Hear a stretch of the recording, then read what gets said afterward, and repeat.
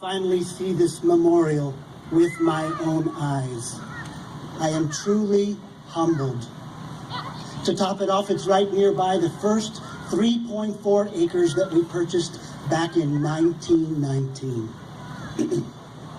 Now, I was a family man, an engineer, a civil servant, and according to your current park historian, I was a practical dreamer. Kind of like that one. In my day, I was called many things, some more flattering than others. Renaissance man, a new nature author, the great planner and builder, the poorest politician in town, Bunkum Bill Botch, builder of bare bungalows.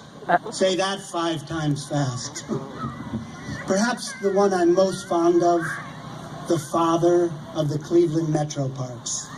Now, I am humbled and grateful to have been given such an honor. But you must know, one man can dream a dream, but it takes the hard work of many men and women to make that dream a reality. I was certainly not alone in my endeavors. Now, I would not be half the man I am if it weren't for my family. My parents made a profound impact on my life. My father, he was a Cleveland city councilman during the 1890s, and so civic involvement was important in our family and left a lasting impression on me. And of course, there's the love of my life, my beautiful wife, May.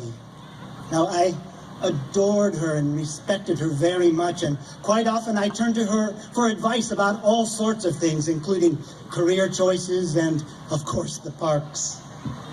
Then there's my siblings, my children, my grandchildren, great-grandchildren, and other family members. I'm a lucky man. I'm so thankful to Mayor Tom Johnson, who appointed me chief engineer of Cleveland City Parks back in 1902, directing me to popularize and expand them. Now, at the time, I protested and said, I know nothing about parks. And you know what he said? He said, that's why I want you. Now go find out about it. So that's what I did, and eventually I laid out detailed plans for developing the city parks. Now, at that time, I looked at our growing city of Cleveland and worried that industry and development would soon take over the beautiful green areas along the valleys of our beautiful rivers and creeks. I dreamed of a park system that would preserve those beautiful spaces for the benefit of all of our residents.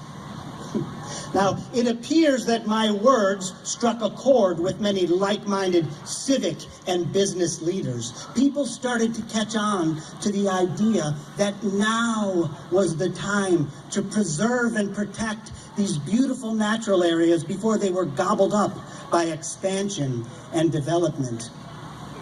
I was joined by the dedicated men who became our first park board, who helped to lobby for the bill that created metropolitan park districts in the state of Ohio, by the Cleveland business community who supported the idea and either sold or donated land for the parks, by social workers and educators who championed the idea of a place for city children to escape the smog and dirt of the city and see for themselves the wonders of trees and flowers and woodland animals.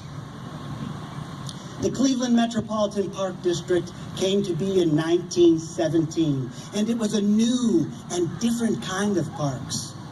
We believed that people could find a home in the outdoors, and that urbanites in particular needed access to wilderness and to wildlife in order to maintain a healthy life. Now, over the years, we built trails, shelters, trailside museums, golf courses, a nationally recognized outdoor education program, and so much more. Now, by the time I retired in 1957, there were 9 reservations in the Cleveland Metroparks with a little over 14,000 acres. My dear friend Harold W. Groth was appointed to succeed me, and I am confident, very confident, that I left the park system in good hands. He would carry on the vision for the Metroparks into the future. Thank you, Harold, for your fine work, my friend. I'm sure Harold would agree with me in that we couldn't have accomplished very much at all without our wonderful staff and volunteers. Without their tireless work, our park system would not have grown into the gem it is today. Thanks to all of you. Thanks also to my fellow Kiwanians for your continued dedication and service to the community, and for your generous donations to this memorial. And finally, thanks to all of you, our patrons. Over the years, you have supported our mission and have enjoyed all that our park system has to offer. I can't believe it's been 100 years. We should all be proud of our park system. Today, we are the oldest park district in the state of Ohio, encompassing nearly 23,000 acres in 18 different reservations and the Cleveland Metropark Zoo. And thanks to folks like Brian over there, we are one of the most respected and well-run park systems in the country. And all of this makes me very, very happy.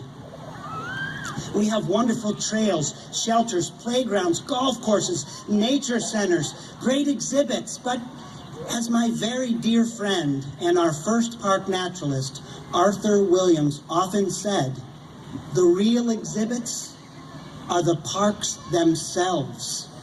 North Chagrin is a beech maple forest, Rocky River, a floodplain forest, Brecksville Reservoir.